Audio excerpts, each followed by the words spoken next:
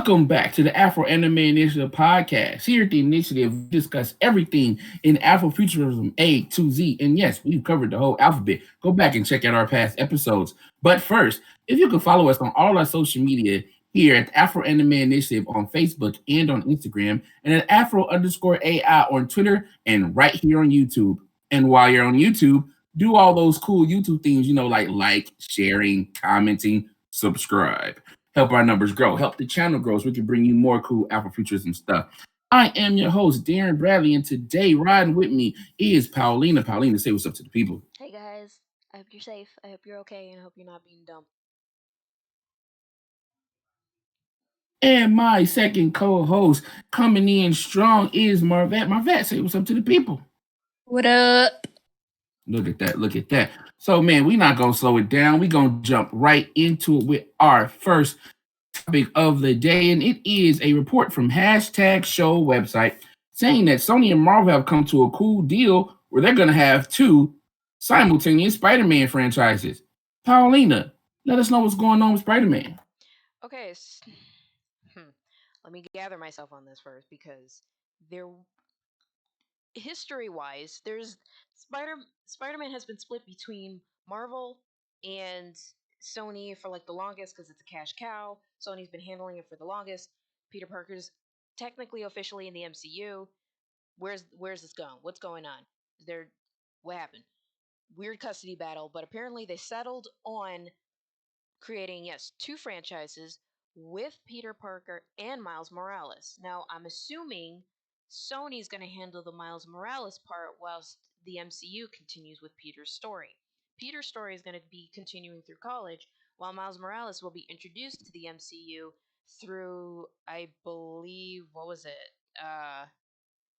Through another franchise that Young Avengers. There we go. Through Young Avengers project, where I'm not quite sure when that's dropping or when that's going to start, when they're going to start working on that. So I, from what I understand, they're gonna what like a another Spider Verse kind of thing. So it's technically two separate verses. Like Miles Morales is still technically going to be in the MCU, but a different universe, just kind of like in the comic books. So I'm really interested to see how that's going to work alongside with Peter Parker's story. They're saying that people might be confused with these two storylines happening simultaneously, but it's like no, they're two different people with two different stories. Now I'm asking myself, will they still bring? Well, no, with bringing in Toby Maguire and Andrew Garfield, will this be a sort of like, will one of them mentor Miles? Because as far as we know, Peter Parker is literally Iron Man Jr., which is no, that's not my Peter. No. Um. So I'm interested. I'm curious. I loved Into the Spider Verse. Again, y'all already know I'm not a big fan of the current MCU Peter Parker Spider Man, but whatever. Um, what do you guys think, Darren? Let's start with you. What's your take on what Sony and Marvel has decided to do? I think Hashtag Show is kind of full of it.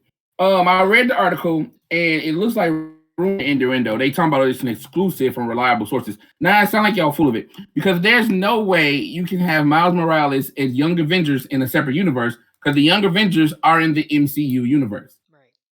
Like literally everything that Marvel has been talking about on the Disney Plus side is building up to Young Avengers. They're not going to build up Young Avengers on Disney Plus to be like, here, Sony. Nah, that ain't happening. Now it could be that Sony is planning on holding down a whole like, hey, we're gonna do all the animation. Give us just all the animation. If y'all want to do Spider-Man cartoon, that's Sony. If y'all want to do animated movies, that's us. Don't stop us. But other than that, it looks like any live action Spider-Man is going to be completely Disney. It's MCU. Sony can have their say, but it's like, no, it's gonna be a part of us. We gonna write it. Y'all can just get the check. Because I believe after, like you said, the custody battle, a lot of that stuff has been squashed. That they're just Disney's over it. Like, yeah, y'all doing some cool stuff, but every time it comes for the big guy, when it comes to the S-Man himself, y'all mess it up. And yes, S-Man is Spider-Man, not Superman. So calm down, DC fans. So it's just like Disney's like, nah, y'all, no, we definitely ain't finna let y'all handle a live action Miles Morales. Nah, this is all gonna be Disney. If it's gonna be live action, it's gonna be Disney. Now, if it's gonna be an animated universe where they take the Into the Spider-Verse Miles Morales animated series and turn that into its own separate thing with Sony Films, I can see that happening. But live action, it's all Disney. It's all Honestly, Disney. sorry, I'm sorry. Merv, what you feel about? Hold on. I'm sorry. Like I just had an idea. I'm so sorry to interrupt you or not let you go or say anything right yet. But I had an idea. I hope they're not creative enough to do this, but it could be that they are taking the approach of both live action and cartoon at the same time. Like think about Doctor Strange. They're bringing him in for a reason. So it could be some weird interdimensional or Spider-Verse type thing where both sides kind of interact with each other. But I don't know. That's just me. That's my theory. I don't know what else is going on. So, Marette, what do you think? I have a question. Did y'all read the comic book for Spider-Man? Of course. Yeah. Okay, is Peter forever young, or does he like change? Why do they always portray him young? In the main MCU, he grows up. In the Ultimate Universe, he died. Yeah. Damn. Yep. Yeah, in the Ultimate Universe, he died before he got out of college. Oh, okay. Yeah. So all we're getting is high school, so we're gonna wait until they give us college, and after that, is he gonna be stuck in another universe, or he gonna die? We don't know. No, what it looks like what we're gonna do is we're gonna get Tom Holland Spider-Man is gonna get aged up because this new movie should be his last year of high school, and he's gonna go to college. So they want to introduce Miles, and then Miles will be the high school Spider-Man for 4 movies or so, and then we'll see what happens after that. Again, keep fucking dragging Spider-Man. Got it. Yeah, but and the thing is, I don't want to call it a drag.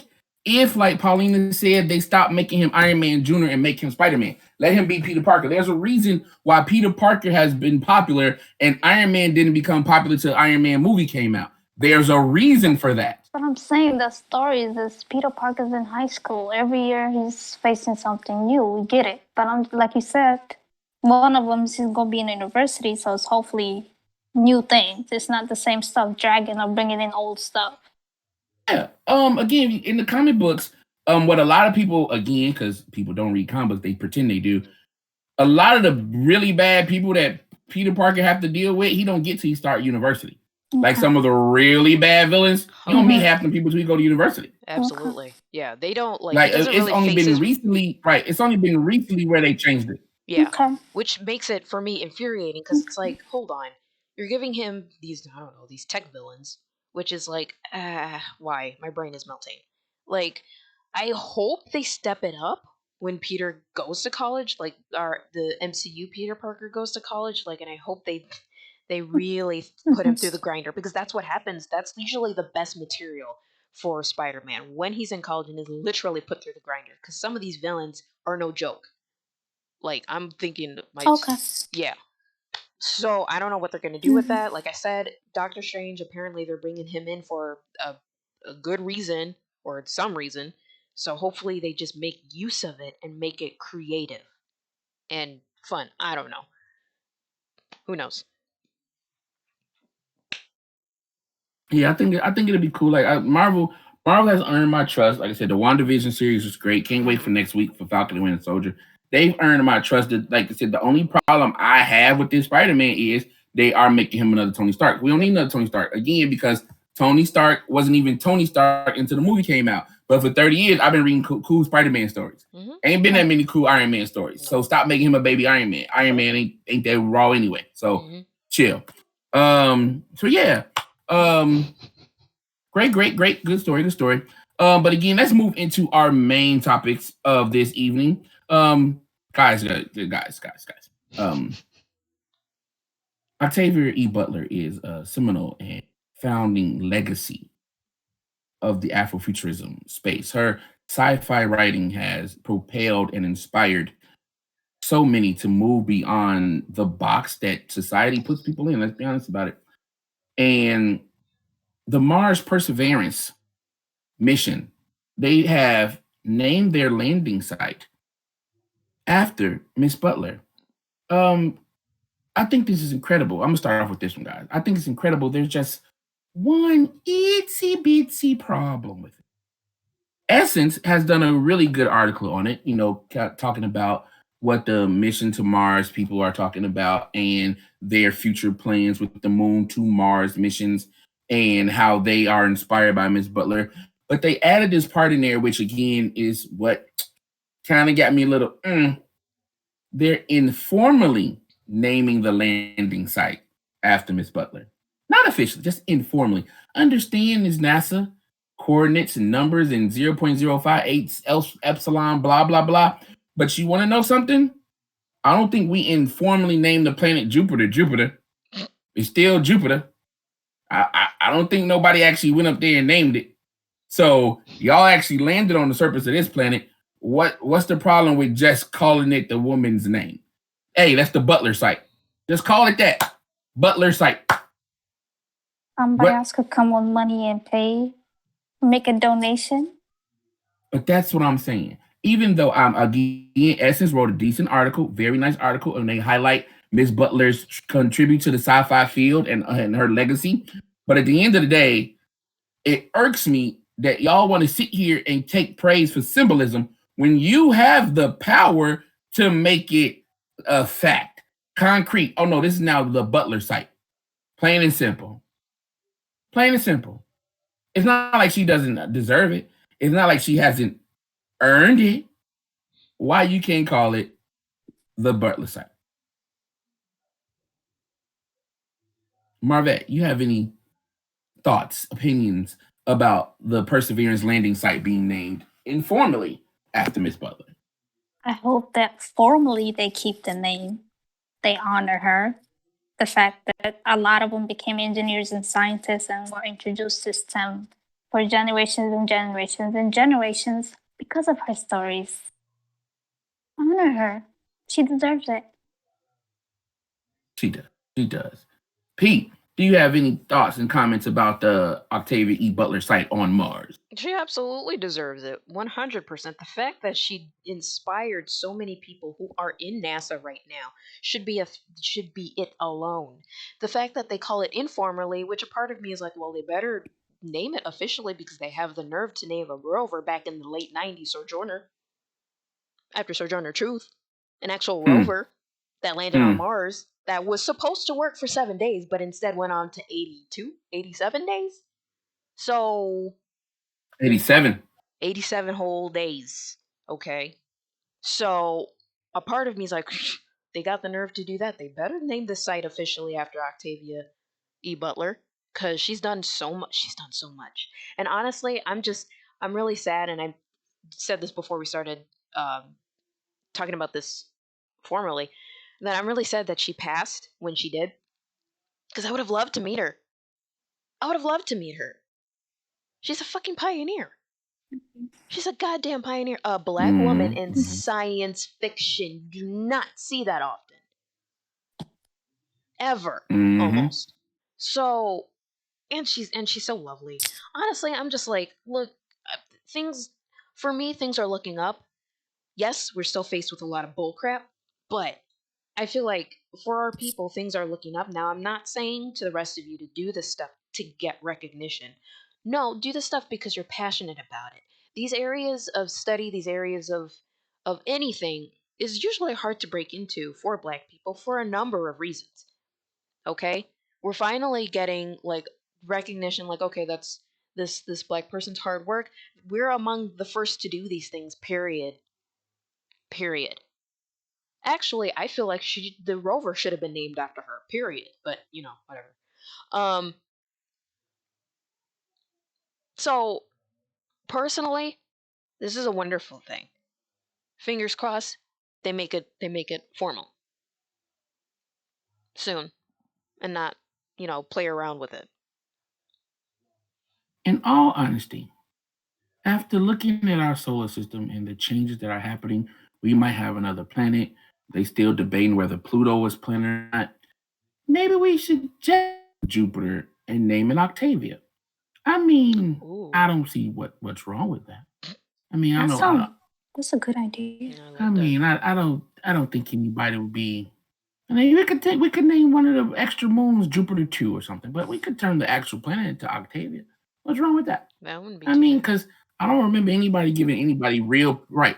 I don't remember anybody giving anybody real permission to name any of the planets after their gods. I mean, especially since they're not even the first people to discover the planets. So, you know, we can. I think we can change some stuff. I don't think it'll be that big. You Could be listening, worse. NASA? You No. out there? You out there, you know, if y'all can let people buy stars that we ain't gonna ever get to in the next 1,000 years for giving y'all $50, I think you can change the planet in the solar system. I wonder how much money we gotta pay to go up there. Bruh. Oh man. But Where's yeah, it but gonna be? Is it even gonna be open for us to go up there? That's what I want to know. That's what, hold on. But that's why Afrofuturism is important.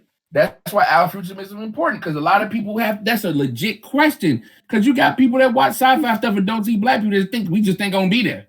We're gonna build our own ships. Right. They really think we're not gonna be there because you know other people have written stuff and it's like one black person around. Mm-hmm. Like, nah, we gonna be there. We gonna be there. Get F out of here. Shoot. Man. I was gonna say, like, I Miss bet you Butler would. is one of the pioneers. Like, my ass is like, listen, there's a theory that but Miss Butler is one of the pioneers of that thought process. she is. Oh, And yeah. like, there's a theory. There's a fun theory where it's thought of like maybe there was actual living life and civilizations a gajillion years ago on planet Mars, and something happened, and we have the planet that we have right now. I bet you if it was true, they were dark skinned. I'm gonna go with that. Yeah, too close to the sun. Of course, they were dark skinned. Dark skinned, and the atmosphere. That's why that always made me laugh. This is not a DC rant, guys. Hold on, let me preface that. That's why it always made me laugh that DC, the bad guys on Mars were white Martians. I'm like, how's they white under that sun? What are you talking? You're right. Even if them being shapeshifters, how? You just gotta whitewash everything. Of course. And in any other thing though, everything. The hero's white and the villains are dark. Make that make sense. Yeah. But that was always funny to me, like white Martians. How? Because all the green Martians were dark green. They weren't even light green. They were dark green. Exactly. So how are white? Anyway, Marvin DC. The Martian, that was always funny to me. He was straight up. He was black. Yeah. Marvin Martian was black. He was officially black. Oh, yeah, he was a G. He was rich. Yeah, he was rich. But yeah, it's stuff like that always made me laugh. Little stuff like that. Right. Like yeah. Quit testing our knowledge. But continuing on in our celebration and love for Miss Butler, FX has announced they have ordered the pilot based on one of her famous books of Kindred, and Variety has a report on it. Marvette, would you like to tell us what's going on? Thank you, Dee, for bringing that story. I loved it, and because of it, I went ahead and ordered the book so I can read it. Nice. It was amazing. So basically, it's a story about a Black female hero through time, and it faces the horrors of slavery and explores the impacts of racism, sexism, and white supremacy. And basic narratives are told through slaves. It's very interesting, especially nowadays. When do you often hear slaves tell their story? Have you guys seen that lately? I've heard that they've been slowly releasing the recorded videos of the last generation of slaves. Yes, I've been listening to some of them. Yeah. See? So, exactly. So having it come more to light in a genre that's close to our generation and the generation after us to understand it, it's no longer Kunta Kinte storytelling, but it's the truth. But it's the truth that's put into a closer picture to our reality, to us. And it's sad that, again, racism, sexism, white supremacy, it's still going on now. So basically, she's in the future, she's being pulled back, time traveling, to experience all those things. Sometimes she stays longer, sometimes, So it's like a wondering if her story going to end there, back in slavery time, or she's going to be back. So I'm looking forward to reading the book, but Brandon Jacob Jenkins is a young writer. He's bringing a story to life along with Courtney Lee Mitchell, who acquired the rights to the novel in 2008. Good job, Fox. I'm looking forward to seeing it, actually. but I'm gonna read it first to see how much of it y'all put in there. Exactly. You know, just because you got some black folks up in there working on it, I'm gonna keep an eye on it. Paulina, how do we feel about FX ordering the pilot for Kendrick? Honestly, I feel the same. Like, it better not be just some black folk in there just for show. Like, tell the story. And I was thinking about this too, but Marvette, you brought this up before we started recording that it was a similar storyline to Antebellum, right? Yeah, because it goes back to Antebellum South Right. too. So I'm just like, yeah, it's similar storylines. What, like, I guess the only difference is, I guess it's a horror movie. This one is a show about a woman learning, I guess, just learning about her ancestry and the secrets of her family Yeah. and between then and now. And it's honestly, that's just a wicked ability to have, to just jump back and forth between time, seeing your ancestors then and seeing your family now. And it's like the impact of how your ancestors were treated then and on your family right now. That's wild. That's just wild. So I'm looking forward to it. So I'm really looking forward to it. I would like to see what FX is going to do with it, because I mean there are a lot of good shows on FX, but there are a lot of misses too. But you know, it's FX. I guess they're the one like channel that's willing to experiment. Period. So that's what I do appreciate about FX. So I'm looking forward to seeing what they do with it, how they put it together, how they fix it. Hopefully it's a hit. Hopefully it works. Hopefully it's not again one of those stories where it's like not written by black people, because we're gonna have a problem with that. I'm wondering which publications it's gonna be of. The book that was published in 1979 or the one that was published in 2004? Oh, good question. That is So a good which one question. is it? What's the difference? The 2004 one, they make it a little more romance. Yeah, there's a focus on the love story. Yeah. Oh, I see. So I feel like FX might focus more on the romance side and not give me enough juicy side of the slave narratives. See, that's okay, but that's the thing. Oh, it's a good question, but okay. FX is good. They do good storytelling. They really do.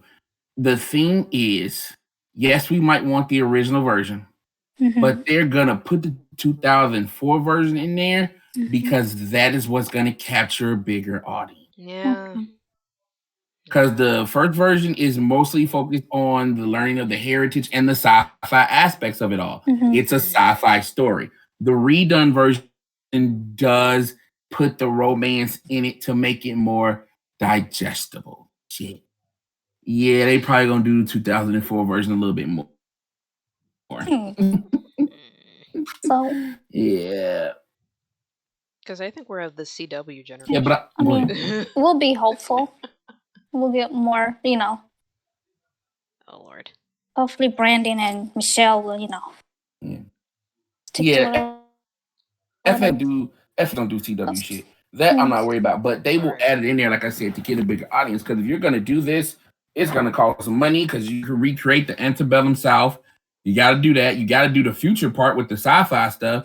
They gotta at least try to make their money off of it. So they're gonna do the romance, the more romantic version. So what's with FX ordering more black stories? Well, black artist stories. They are trying to differentiate themselves from everybody else.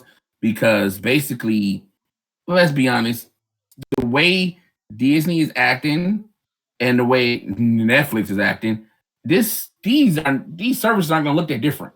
No. The only reason you're gonna go to a service because hey, you a Star Trek friend, Paramount own it. That's the only way you can watch Star Trek. You're a Star Wars fan. The only way you can watch Star Wars because Disney own it. That's the only reason you do these streaming services because like every other thing they have, it all looks the same. That's true. So FX is like, okay, let's do something that's gonna get attention. One and two, black people will support when we really like something. Black Panther has proven that, even though, of course, almost everything black beforehand has proven that. They like, okay, we need support, and this is gonna give us the money. Let's give black people some actual good content. like people to understand, like which one day we are going to do our deep dive into quality TV. Quality TV stands up because it's good quality black content and black people support it. They don't have to be badgered to give money. Like, oh no, this is cool. I have my money. End of the conversation. FX is trying to get that same type of pool. Hell, Disney, everybody is.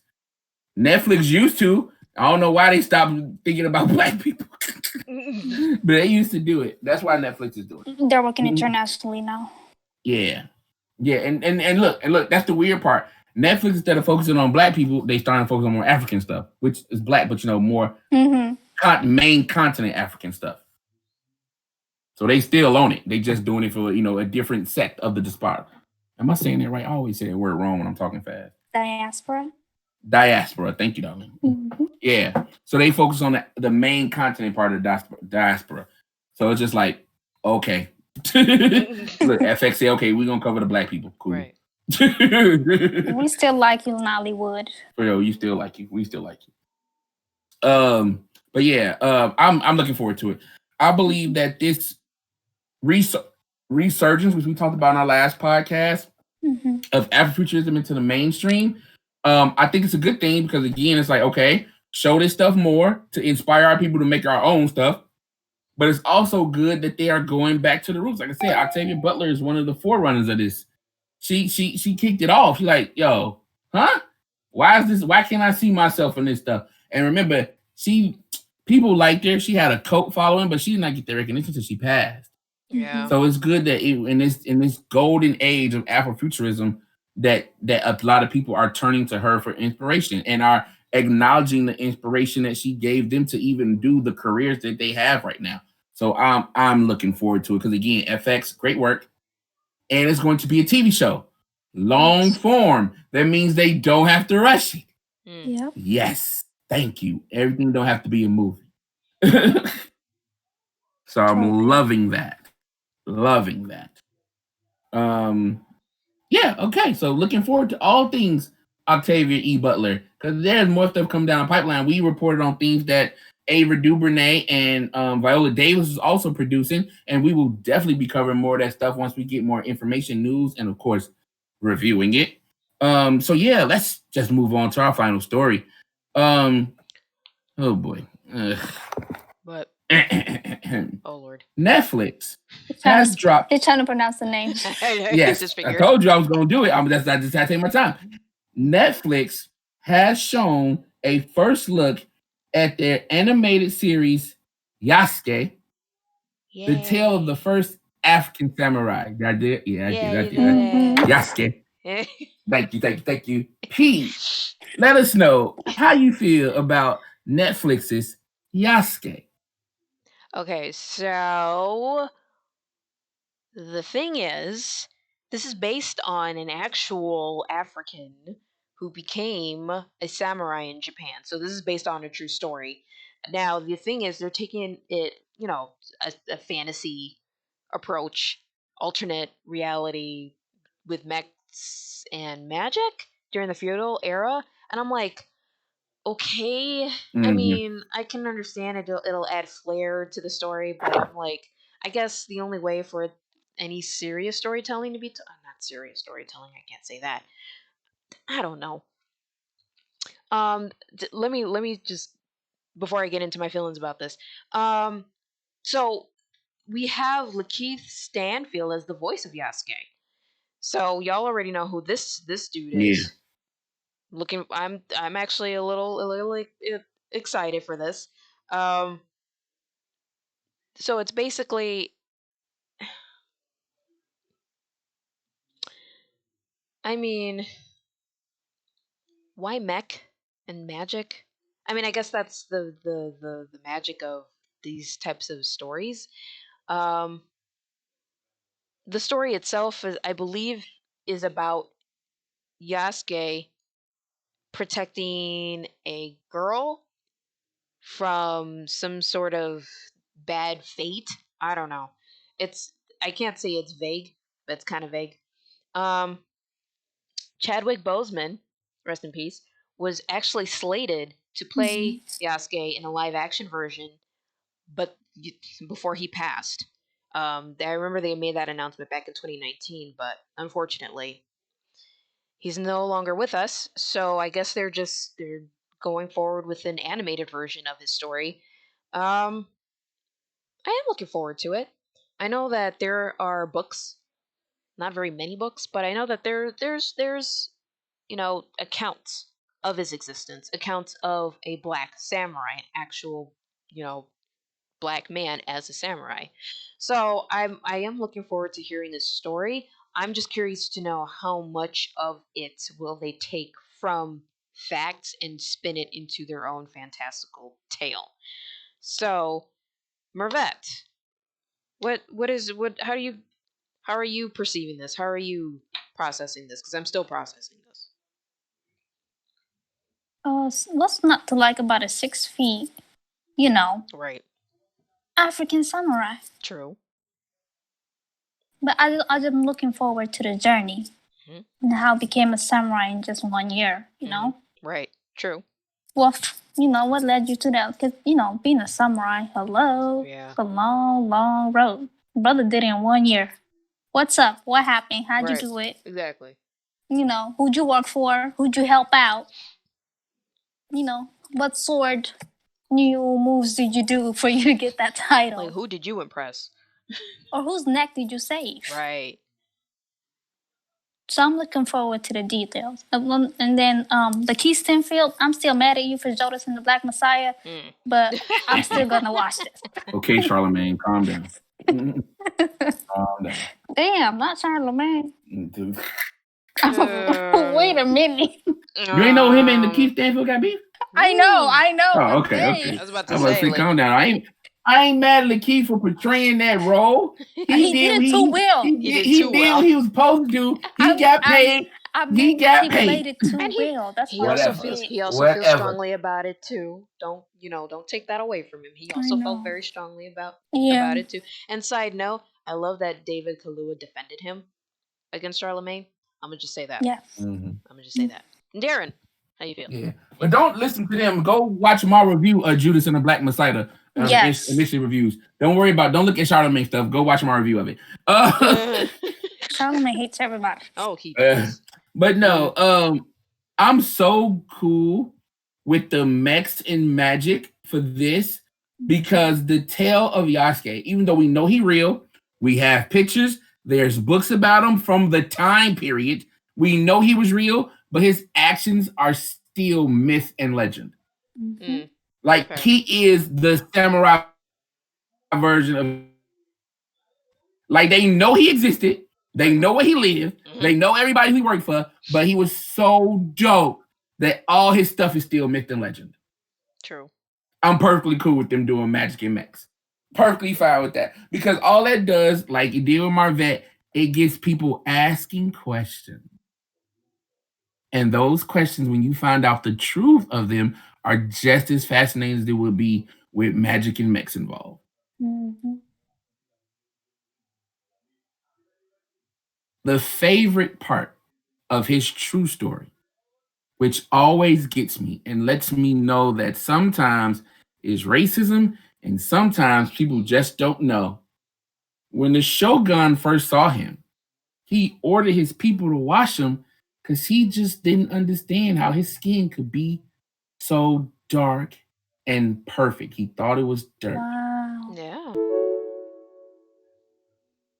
Wasn't racism. He didn't hate him. He was just like, I don't understand. Right. So he had them wash them. And the thing is, Yasuke let him do it because he was dirty. He's like, yes, please. I need a bath. Thank you so much. it's like a he free let him bath, do it because shoot. he wanted a bath. Right, it's a free bath. It Shoot. was great. I'm not being killed What for was it. his All right. original name? Oh God. Ooh. Because Yasuke is the black one in Japanese. Yeah. What is his original name? God damn it, I should have looked up. I should have looked it up when I did it. They have it. They have it written down. His original name when he traveled over into Japan. Because again, hey guys, just for extra clarification, if people already lived there, I don't care. White people suddenly showed up. They didn't discover it. Africans have been traveling to Japan before. This is just when it stayed. Mhm. So this is just when it stayed. And like I said, he's way up into a samurai position for the shogunate. fascinating story with that too. Again, the history is cool, but I look forward to the anime doing some history and also wilding out because Netflix has been really good with their adult animation and giving us the fantasy stuff, but still keeping it grounded in some type of fact. So I'm really good. I'm really cool with that. Odd example is Big Mouth because Big Mouth is kids dealing with sexuality, and it's the goofiest shit in the world, but it's true. Yep. But it's true. So I hope they can pull off the same thing with this. That'll be some Mexican magic, but be true to the story of how this man rose up in a foreign country to become a hero, a myth, a legend. That's why I'm weary. I'm just like, okay, Mhm. yeah, but how are they going to mix it in a way that makes it appealing and not stereotypical?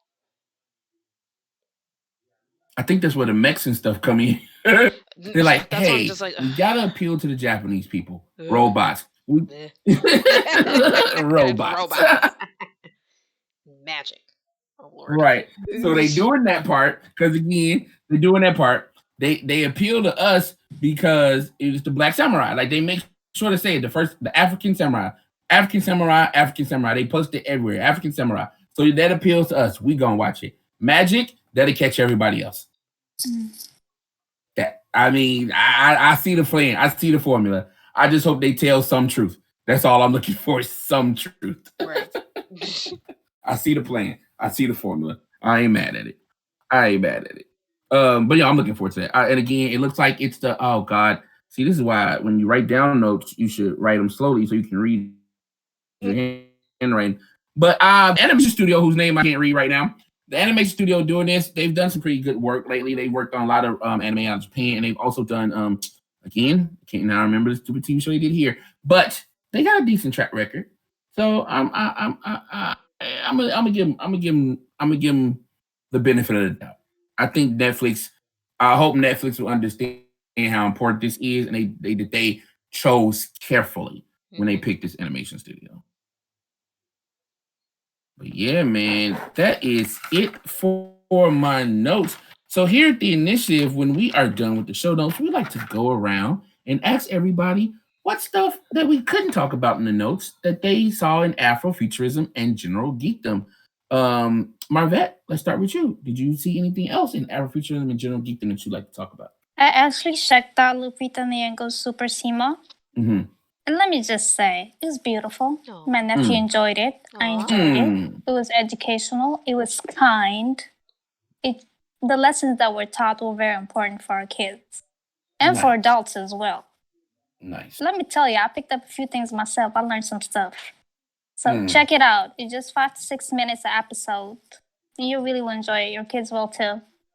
Yes, and the YouTube channel is Super Sema. Super SEMA. It's right there. Super easy.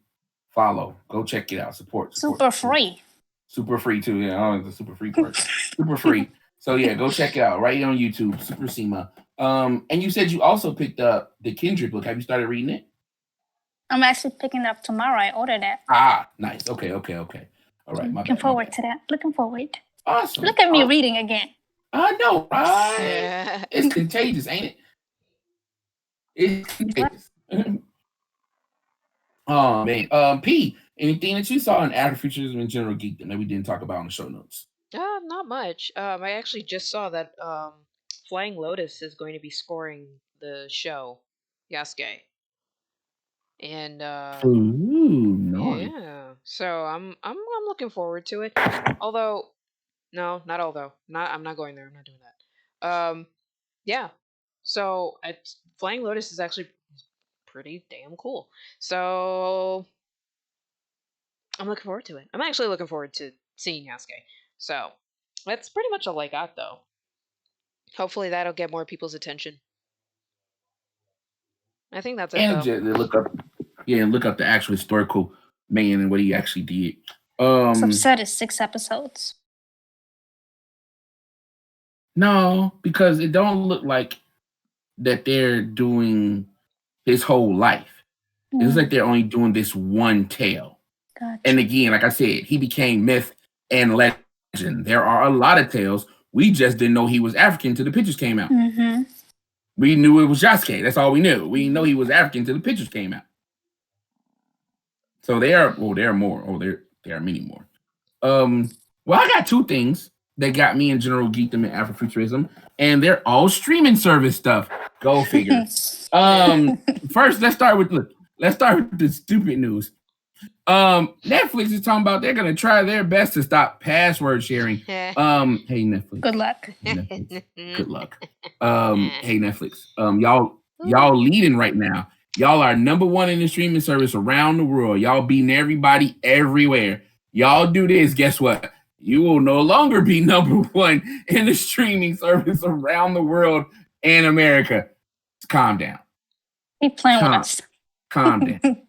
Like we talked about this before we got on. Like you raise the prices a couple of dollars here, a dollar there. We'd be like, okay, cool. As long as we get this little extra bonus stuff, fine, whatever.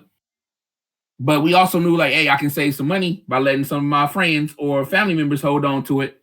So I ain't got to be bothered with them. Even though I got to pay the extra $2, you just add it for premium service or whatever. Mm-hmm. You do this, I guarantee you, ain't no matter, you could drop the price, people will not subscribe back to you. Don't do something. Don't do things to make you lose being number one. Just ugh.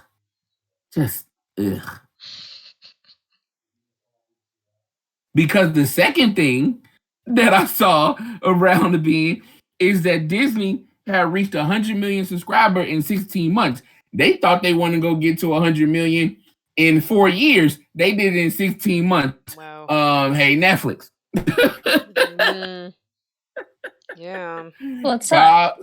Calm yourselves down with this stopping password sharing, because Disney's gonna turn around and be like, hey, you pay for Disney Plus, which also gets you ESPN and Hulu, which gives you access to FX and all the other stuff. Go ahead and make us another account on the one you pay for your For friend. the low. For the low of the low. Don't worry about it. They can watch it too. Hey, make sure they watch all the princess stuff first. That's what Disney doing to y'all. Y'all need to quit. Disney talked about it one time. One time they talked about password sharing, and it's something that we're looking into. But they ain't did nothing about it. They ain't looked into it. They're like, please, just buy it. Just buy it. Just please buy Disney Plus. And that's it. Netflix. Relax. Chill out. Keep expanding. Keep the anime hot and fresh.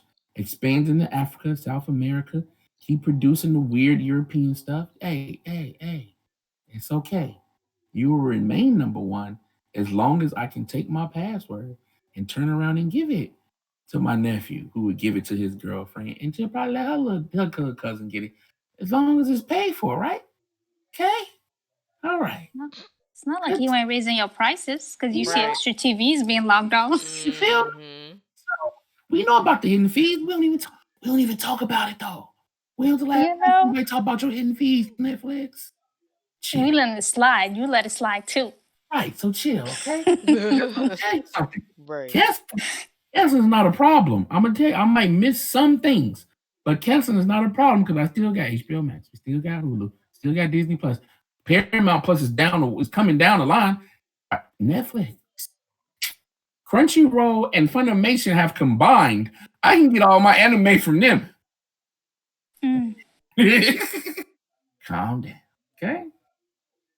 But that's it for me. That's it for me. If y'all got anything else I want to say? No, I'm good.